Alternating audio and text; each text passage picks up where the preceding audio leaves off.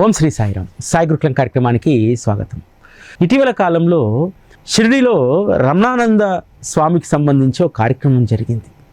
ఆ కార్యక్రమంకి హాజరు కావడం అనేటువంటిది నా ధర్మంగా నేను భావించాను. ఎందుకంటే బాబా పైన ఇంత పెద్ద ఎత్తున దాడి జరుగుతూ ఉంటే ఆ దాడికి సంబంధించి దాన్ని ప్రతిఘటించేటువంటి విషయంలో ఒక వ్యక్తి ప్రయత్నం చేస్తూ ఉంటే ఆ వ్యక్తి మన సహకారాన్ని కూడా కోరితే అందుకు ఆ సహకారాన్ని ఇవ్వకపోతే అది అధర్మం అవుతుందని చెప్పి నేను భావించాను. అక్కడ రమణానంద స్వామిని నేను చూడలేదు. కేవలం బాబా పైన జరుగుతున్నటువంటి దానికి ప్రతిఘటించేటువంటి వ్యక్తిని మాత్రమే నేను చూశాను. బాబా కోసం మనము గొంగలి పురుగునైనా మనం ముద్దు పెట్టుకుంటాం. ఆ గొంగలి పురుగు బాబాను కీర్తిస్తుంటే, బాబా మహిమ తెలుసుకుంటే ఆ గొంగలి పువ్వును కూడా ముద్దాడేటువంటి గొప్ప విజ్ఞత బాబా భక్తులుగా మనకుంటుంది. ఎందుకనంటే గత 8 మాసాలుగా విపరీతమైనటువంటి దాడి జరుగుతుంటే నిజంగా అందరూ కూడా గుండె మీద చేసుకొని ఆలోచించండి. ఈ భారతదేశంలోనే కాదు, ముఖ్యంగా మన తెలుగు రాష్ట్రాల్లో చాలా పెద్ద పెద్ద మందిరాలు ఉన్నాయి కదా, కోట్ల రూపాయలు ఆదాయం వచ్చేటువంటి మందిరాలు ఉన్నాయి కదా. ఒక్క మందిరం అన్నా అటువంటి కార్యక్రమాన్ని ఆర్గనైజ్ చేయగలిగిందా? అటువంటి సందర్భంలో షిరిడీ కేంద్రంగా బాబా పైన వస్తున్నటువంటి ఈ అసత్య ప్రచారాన్ని తిప్పికొట్టి భవిష్యత్ తరాల వారికి ఒక భరోసానివ్వాలి. సాయిబాబా భక్తుల యొక్క శ్రద్ధా నిష్టలు ఎంత గొప్పవో తెలియజేయాలి అనేటువంటి ఆ కార్యక్రమానికి వారు ప్రత్యేకంగా ఆహ్వానిస్తేనే వెళ్ళడం జరిగింది. మనకు మనంగా ఏమీ రాసుకొని పూసుకొని అక్కడ ఏమీ చేయలేదు. ఒక్క రమణానంద స్వామియే కాదు, ఇటువంటి కార్యక్రమము ఎవ్వరు చేసినా సరే వారికి 100% సాయి టీవీ అండదండగా ఉంటుంది. అయితే ఎవరైతే సాయి టీవీని సంప్రదించినటువంటి దానికోసం, పిలవనటువంటి దానికోసం మనం ఎప్పుడూ వెళ్ళాం. మేము ఒక మంచి కార్యక్రమం చేస్తున్నాం, ఆ కార్యక్రమం యొక్క ఉద్దేశం ఇదని చెప్పి సాయి టీవీని ఎవరు సంప్రదించినా వారికి నైతికపరమైనటువంటి మద్దతు, వారి కార్యక్రమాన్ని జనబాహుల్యంలోకి తీసుకెళ్ళడానికి సాయి టీవీ ఎప్పుడూ సిద్ధంగానే ఉంటుంది. ఎంత విచిత్రం అంటే ఈ విషయాన్ని ఈ కార్యక్రమంలో చెప్దామని చెప్పి రాసుకున్న తర్వాత వెంటనే ఈరోజు మనం మననం చేసుకునేటువంటి 12వ అధ్యాయాన్ని సచ్చరితలో తెరవగానే నా దృష్టికి వచ్చినటువంటి ఒక వాక్యం, బాబా ఎప్పుడూ కూడా మనం డిఫెన్స్లో పడేలాగా చేయరు. మనం చేసినటువంటి పని ఆయన నిర్ణయం ప్రకారమే, ఆయన ఇచ్చ ప్రకారమే మనం నడుచుకుంటామనేటువంటిది 12వ అధ్యాయం యొక్క సారం. ఇందులో ఉన్నటువంటి ఈరోజు చూసినటువంటి మొదటి పదం ఏమిటో తెలుసా? వారికి శత్రువులు కానీ మిత్రులు కానీ ఎవ్వరూ ఉండరు అనేటువంటి ఆ పదాన్ని చూసిన తర్వాత బాబా మార్గంలో ఒక్కొక్కరు ఒక్కొక్క రకమైనటువంటి సేవ చేస్తూ ఉంటారు, ఒక్కొక్కరిది ఒక్కొక్క పంద. అయినప్పటికీ కూడా బాబా యొక్క వైభవానికి కలంకం తెచ్చేటువంటి, బాబా వైభవం పైన విషం చిమ్మేటువంటి వారి విషయంలో మనం ఏ మార్గాల్లో ఉన్నా సరే అందరము ఒక తాటిపైకి రావాల్సినటువంటి అవసరం ఉందనేటువంటి బోధ ఎంత అద్భుతంగా బాబా ఇందులో చెప్పారో తెలుసా? అంతేకాదు, బాబా యొక్క అనుమతి లేకుండా మనము ఎవరము కూడా వ్యవహరించలేము. వారు స్వతంత్రత కలిగినటువంటి దైవం, వారి ఇష్టం వచ్చినట్టు వ్యవహరిస్తారు. అంతేకాదు, మన ఇష్టాలు ఏవి కూడా ఆయన సహచర్యంలో కొనసాగవు అనేటువంటి అద్భుతమైనటువంటి లీల. కాకామాజీని వస్తే పంపించేస్తాడు, గోకులాష్టమికి 4 రోజులు ఉందామని వస్తే. అదేవిధంగా దుమాల్ అర్జెంటుగా కేసుకు వెళ్ళాలంటే నిలిపేస్తాడు. గోలప్ స్వామికి వారి గురువు యొక్క దర్శనాన్ని ఇస్తారు. ఒక డాక్టర్ వచ్చి నేను బాబాకు నమస్కరించను, వారికి దక్షిణ ఇవ్వను అంటే ఇష్టదైవమైనటువంటి శ్రీరాముడిగా ఈ అధ్యాయంలో దర్శనం ఇస్తాడు. అంటే మనం ఏ కార్యమైనా సరే మనం ఒక అడుగు ముందుకు వేసామంటే అది బాబా సంకల్పానుసారమే జరుగుతుంది. కాబట్టి షిరిడీ కార్యక్రమం గురించి వివరణ ఇస్తుంటే బాబా చెప్పినటువంటి అద్భుతమైనటువంటి పాఠం, నా ఆజ్ఞ లేకుండా, నా అనుమతి లేకుండా మీరెవ్వరూ కూడా ఏ కార్యాలు చేయలేరు, అంతా నా ఇష్ట ప్రకారమే జరుగుతుంది, నేను స్వతంత్రతతో కూడినటువంటి దైవాన్ని అనేటువంటి విషయాన్ని 12వ అధ్యాయంలో అద్భుతంగా తెలియజేశారు. అంతేకాదు ఈ అధ్యాయంలో ఒక అద్భుతమైనటువంటి మాట ఉంటుంది. సత్పురుషులు భక్తులపైన ప్రేమాకర్షణ వల్ల వారి కోసము వారు సంపాదించుకున్నటువంటి పుణ్యశయాన్ని మొత్తము ఖర్చు చేస్తారట. ఈరోజు బాబా తనను ఆశ్రయించినటువంటి వారి కోసం వారి వద్ద ఉన్నటువంటి పుణ్యశయాన్నంతా ఖర్చు చేసి మనల్ని ఉద్ధరిస్తున్నారు.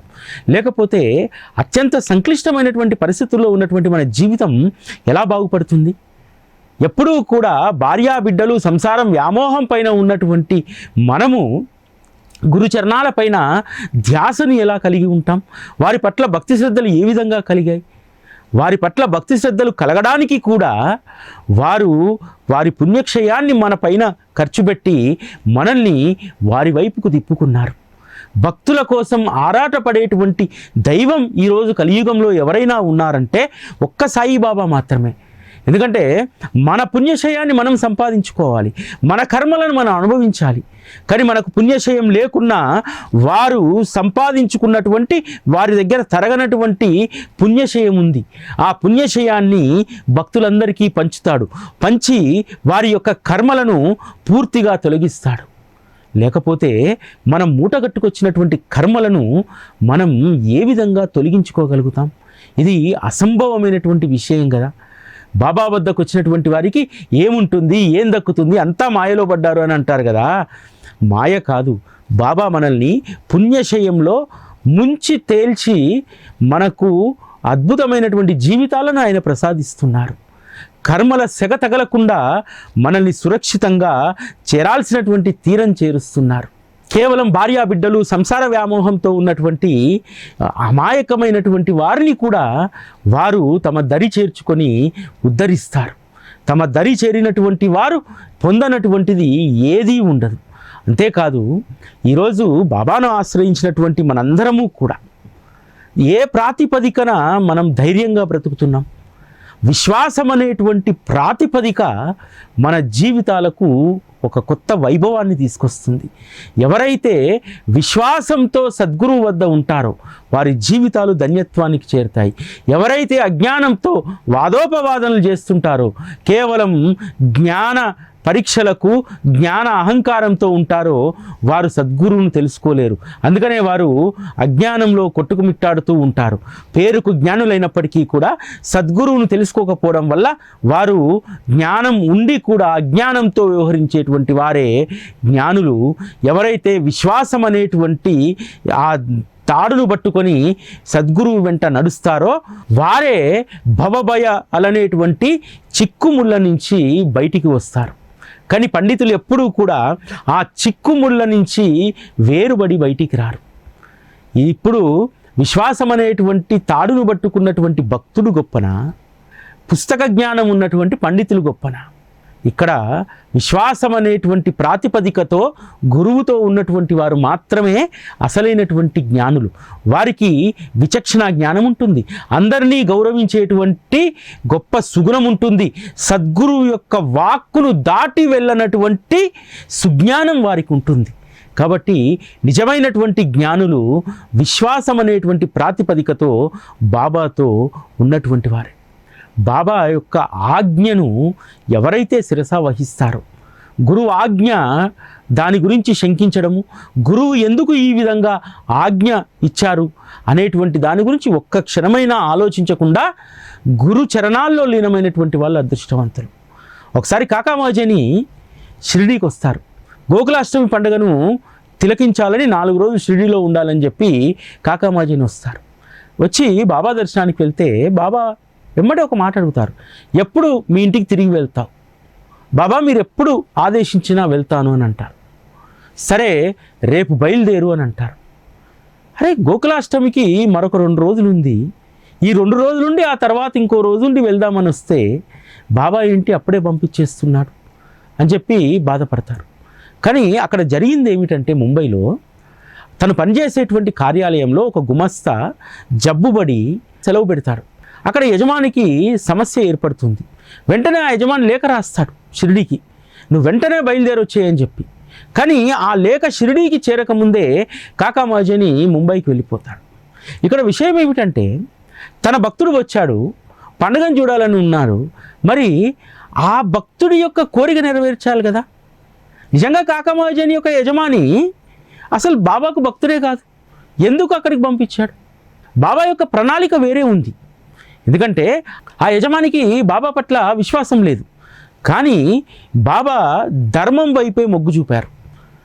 ఎక్కడైతే మనం పనిచేస్తామో ఆ పనిచేసే చోట మన అవసరం ఉన్నప్పుడు ఖచ్చితంగా ఆ యజమానికి మనము అండదండగా నిలబడాలి అనేటువంటి గొప్ప ధర్మాన్ని బాబా అక్కడ చూశారు. ఎందుకంటే యజమానికి ఇబ్బంది అయితే బాబాకి ఏముంది? బాబాకి ఎప్పుడు నమస్కారం పెట్టలేదు, బాబా భక్తుడు కాదు, ఇబ్బంది పడితే ఏముంది? బాబా ఎవరు ఇబ్బంది పడ్డా సరే వారు మిన్నకుండరు. అక్కడ బాబా చూసింది అతను యజమాని భక్తుడా కాదా అనేటువంటిది కాదు, ఉద్యోగ ధర్మాన్ని బాబా చూశారు. ఉద్యోగ ధర్మం ప్రకారం కాకా మహాజని ఆఫీస్లో ఉండాలి. ముంబై వెళ్ళిపోయి ఆఫీస్కి వెళ్తాడు. అరే నేను లేఖ రాసింది నిన్నే, అప్పుడే ముట్టింది అప్పుడే వచ్చావా అని చెప్పి. తనకు తర్వాత అర్థమవుతుంది, షిరిడీలో పోస్ట్ మ్యాన్ అక్కడ కాకా లేకపోతే వారి ఇంటి అడ్రస్కు తిరిగి దాన్ని తిప్పి పంపిస్తారు. ఆ లేఖను చదివిన తర్వాత అర్థమవుతుంది, లేఖ పోస్ట్ బాక్స్లో పడకముందే ఆ విషయాన్ని తన సద్గురువు గ్రహించాడు. తను లేకపోతే ఇక్కడ ఇబ్బంది జరుగుతుంది, గోకులాష్టమి ఈ ఏడాది కాకపోతే మరొక ఏడాది చూడవచ్చు. కాబట్టి ధర్మము కర్తవ్యమే ప్రధానమైనటువంటిది అని చెప్పి బాబా భావించాడు. అందుకోసమే నన్ను తిప్పి పంపాడు అని చెప్పి కాకా మహాజని బాబా కృతజ్ఞత తెలియజేసుకుంటాడు. అదేవిధంగా తన భక్తుడు ఎవరూ కూడా ప్రయాస పడకూడదు, అనవసరమైనటువంటి ప్రయాణాలు చేయకూడదు. మనము చాలా సందర్భాల్లో అనుకుంటాం, ఒక దగ్గరికి వెళ్ళాలనుకున్నప్పుడు ఏదో కారణం చేత ప్రయాణం వాయిదా పడుతుంది. వాయిదా పడేలాగా బాబా చేస్తాడు. దాని అంతరార్థం ఏమిటంటే అక్కడ నీ అవసరం లేదు. నీ అవసరం లేనప్పుడు అనవసరంగా నువ్వు ప్రయాసపడి అక్కడికి వెళ్ళాల్సినటువంటి అవసరం ఏమాత్రం కూడా లేదు. అదే 12వ అధ్యాయంలో ధుమాల్ విషయంలో జరుగుతుంది. ధుమాల్ ఒక కేసు నిమిత్తము నిఫాడ్ వెళ్ళడానికి ప్రయాణం అవుతాడు.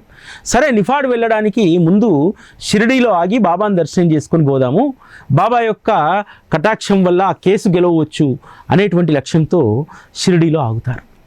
ఆగిన తర్వాత బాబా సెలవు ఇవ్వడు. లేదులే తర్వాత వెళ్దువు అని అంటారు. కానీ నిఫాడ్లో తెల్లవారి కేసు ఉంది. అతను వెళ్ళకపోతే ఒక పక్షం వాదననే విని తీర్పు వారికి అనుకూలంగా ఇచ్చేటువంటి అవకాశం ఉంది, తన క్లయింట్కు ఇబ్బంది జరిగేటువంటి అవకాశం ఉంది. కాబట్టి ఎలాగైనా వెళ్ళాలని అనుకుంటాడు. బాబాను 1-2 సార్లు అడుగుతారు.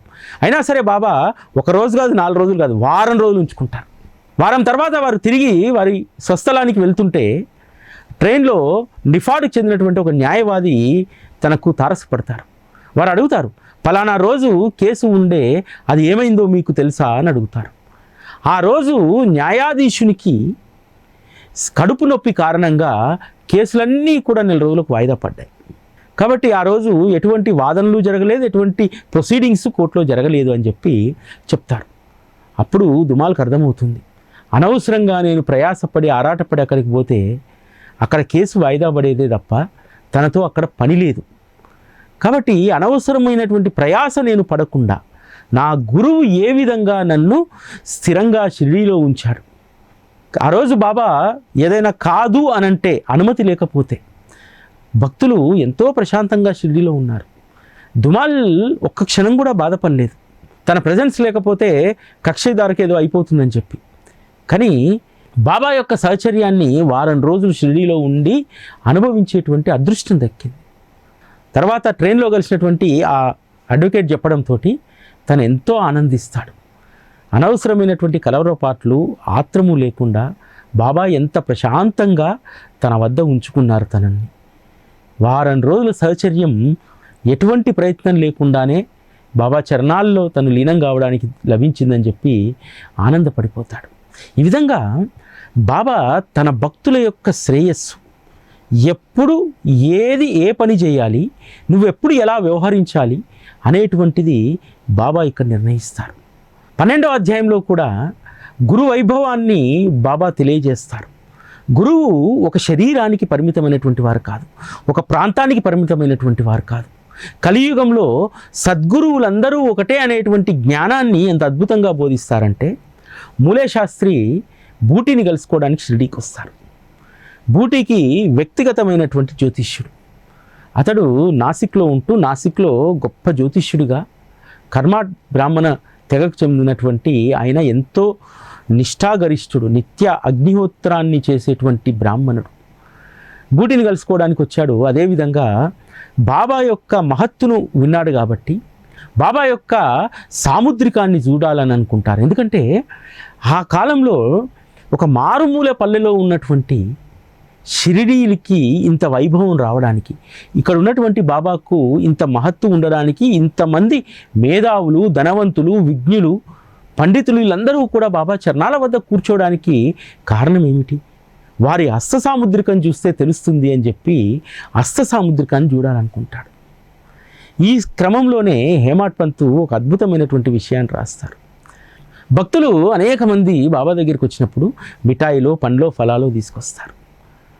అదేవిధంగా బాబా కూడా ఊరిలోకి ఏదైనా పండో కాయో అమ్మడానికి వస్తే వాటిని అన్నింటినీ కూడా బాబా కొనేటువంటి వారు, కొని వాటిని వచ్చినటువంటి భక్తులకు పంచేటువంటి వారు.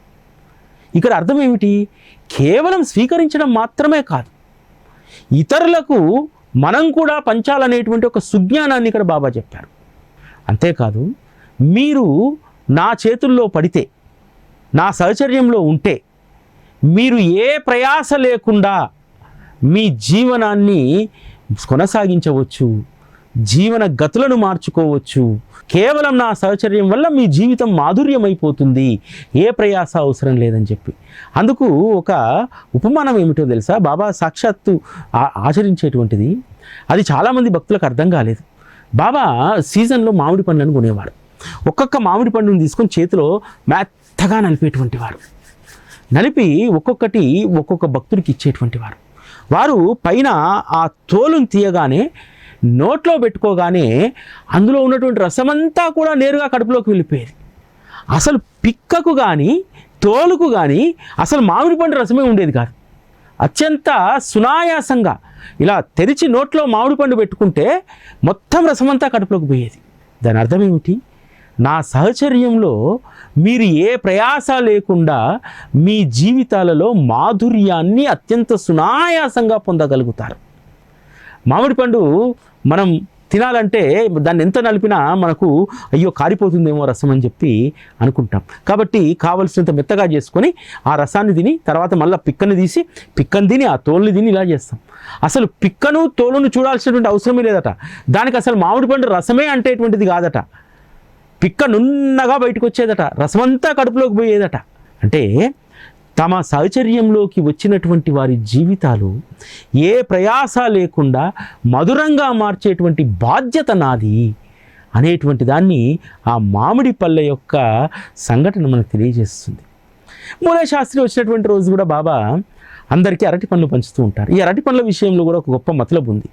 బాబా తోలు మొత్తం తీసేసి అరటి పళ్ళు అందరికీ ఇచ్చేటువంటి వారు. విచిత్రం ఏమిటంటే వారు తొక్కను స్వీకరించేటువంటి వారు. దాని అర్థం ఏమిటి? మధురమైనటువంటి దాన్ని మనకిచ్చి కచ్చాగా ఉన్నటువంటి దాన్ని, చేదుగా ఉన్నటువంటి దాన్ని వారు స్వీకరించారు. అంటే మనకు మధురమైనటువంటి జీవితాన్ని ప్రసాదించడానికి మన కర్మలు అనేటువంటి వగరును బాబా అనుభవిస్తారు. ఈ విషయాన్ని మనందరం గుర్తుపెట్టుకోవాలి. బాబా చేసేటువంటి ప్రతి చర్య వెనుకాలకు కూడా అద్భుతమైనటువంటి అంతరార్థం ఉంటుంది. లేకపోతే లోపల ఉన్నటువంటి అరటి పండును భక్తులకు ఇవ్వడం ఏమిటి, తొక్కను వారు స్వీకరించడం ఏమిటి? బాబా చర్యలను మనము అర్థం చేసుకోవాలి.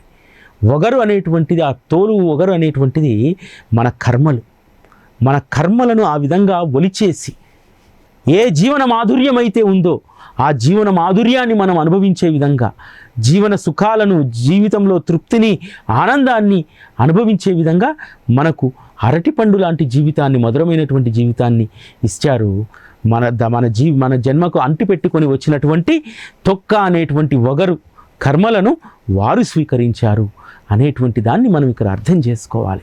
నిజంగా ప్రతి అధ్యాయంలో కూడా అద్భుతమైనటువంటి వివరణ, ప్రతి బాబాచర్యలో కూడా మన జీవితానికి సంబంధించినటువంటి ఒక పాఠం ఖచ్చితంగా ఉంటుంది. మూలే శాస్త్రి అరటిమల్లు పంచేటప్పుడు బాబా హస్త సాముద్రికాన్ని చూడాలనుకుంటాడు. కానీ బాబా అవకాశం ఇవ్వలేదు. మూలే శాస్త్రి ధైర్యం చేసి వారి యొక్క చెయ్యిని ముందుకు చేస్తారు. మీ హస్తాన్ని ఇవ్వండి, హస్త సాముద్రికాన్ని చూస్తానని చెప్పి. బాబా అసలు స్పందించరు. బాబా యొక్క వైరాగ్య స్థితిని, వారికి అస్త సాముద్రికం పైన ఉన్నటువంటి అనాసక్తిని గమనించి తన ప్రయత్నాన్ని విరమించుకుంటాడు. షిరిడీకి వచ్చాడు కానీ బాబా పట్ల అతనికి భక్తి కానీ విశ్వాసం కానీ కుదరలేదు. షిరిడీకి వచ్చినటువంటి వారు ఎవ్వరినీ కూడా బాబా వదలడు. గురువు పట్ల మరింత భక్తిని ప్రేమను పెంచేటువంటి గొప్ప ప్రయత్నాన్ని చేస్తారు. బాబా లెండికి వెళ్ళేటప్పుడు సేవకులు చెప్తారు, ఈరోజు గేరు వస్త్రాన్ని సిద్ధం చేయండి, అంటే కాషాయ వస్త్రాన్ని, అది మేము ఈరోజు ధరించాలి అని అంటారు. బాబా ఎప్పుడూ కూడా రంగు దుస్తులు వేయలేదు, అదొక్కసారే. ఈవెన్ కాశీరాం షింపి ఆకుపచ్చ కఫ్నీని ఇస్తే దాన్ని మూటగట్టి ద్వారకామాయిలో పెట్టుకున్నారు తప్ప ఆ వస్త్రాన్ని ధరించలేదు. మొట్టమొదటిసారి కాషాయ వస్త్రం వేసుకుంటానన్నారు. అగ్నిహోత్రి అయినటువంటి మూలే శాస్త్రి తన బసలో ఉండి అగ్నిహోత్రాన్ని చేసుకుంటూ ఉన్నారు. బూటిని పంపిస్తారు, ఆ నాసిక్ బ్రాహ్మణ్ణి తీసుకురా అని చెప్పి తీసుకొస్తాడు. తీసుకొచ్చి ద్వారకామాయిలో వెనకాల దూరంగా నిలబడి మంత్రపుష్పం అయ్యే సమయానికి పువ్వులు ఇస్తే బాబా పైన దూరంగా నిలబడి పూలు చల్లుతాడు. చల్లి బాబాని చూస్తాడు. చూసేసరికి తన గురువైనటువంటి గురు గోలప్ స్వామి అక్కడ దర్శనమిస్తాడు. నెమ్మదిగా అందరినీ జరుపుకుంటూ వెళ్ళి బాబా చరణాల చెంత మూలే శాస్త్రి కూర్చుంటాడు. కూర్చొని తన గురునామాన్ని స్మరిస్తూ పారవశ్యంతో భజన చేస్తూ గట్టిగా భజనను వాడుతూ బాబా చరణాలపైన తన యొక్క మస్తకాన్ని ఉంచాడు. లేచి తిరిగి చూసేసరికి తన గురు గోలప్ స్వామి స్థానంలో సమర్థులైనటువంటి శ్రీ సాయిబాబా ఉన్నారు. అప్పుడు తను అనుకుంటాడు, ఎన్ని జన్మల పుణ్యం చేసుకొని ఉంటే నా గతించినటువంటి గురువు సాక్షాత్కారం దొరుకుతుంది.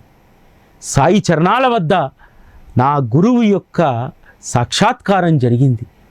గురువు సశరీర సాక్షాత్కారం జరగడం దుర్లభమైనటువంటిది, అది కూడా శరీరంతో పాటు జరగడం, అది కూడా 100% స్పృహలో ఉండగా. గతించినటువంటి గురువు స్వప్నంలో దర్శనం ఇవ్వచ్చు, వేరు వేరు రూపాల్లో వచ్చి మనకు అనుభవాలను ఇవ్వవచ్చు, కానీ గతించినటువంటి గురువు ఒక శరీరం రూపంలో దర్శనం ఇవ్వడం అనేటువంటిది అసంభవమైనటువంటి విషయం.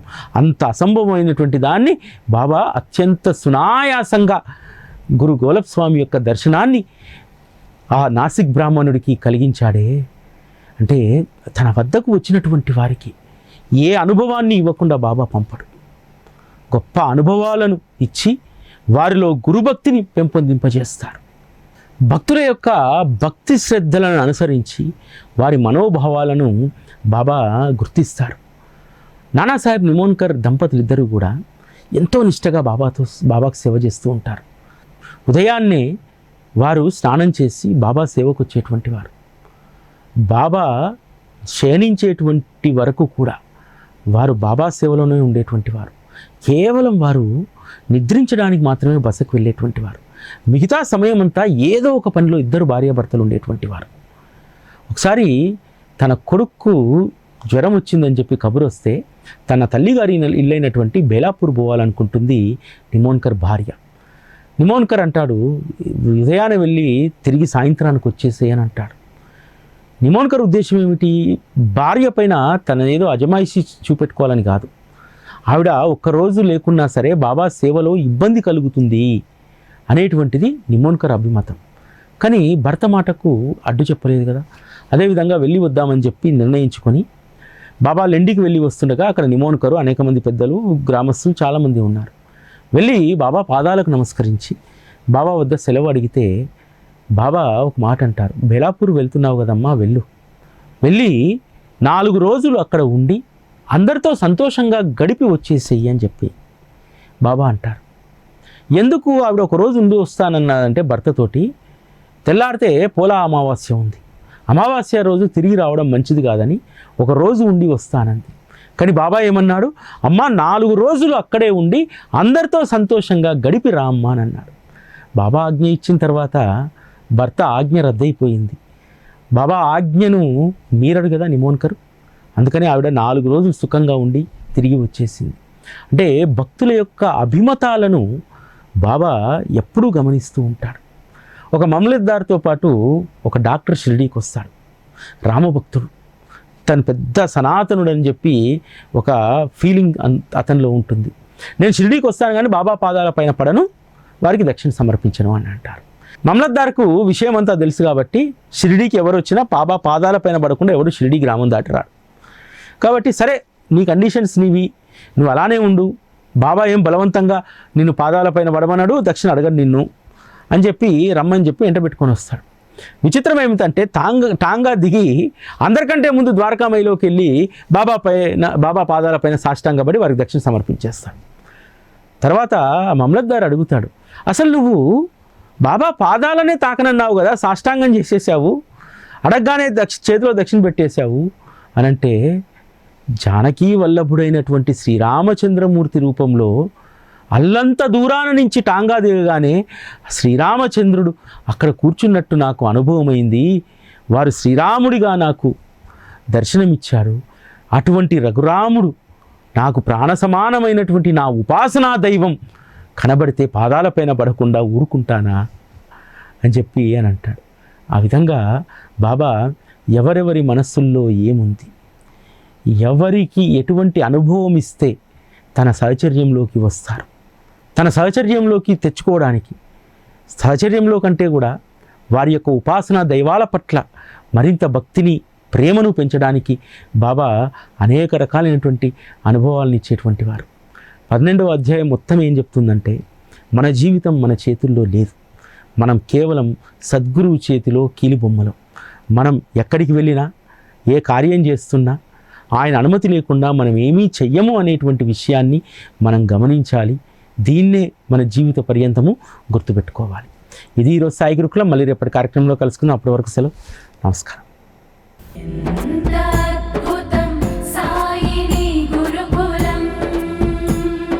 శిక్షణే తప్ప శిక్షలు లేని శరణాగతి సౌదం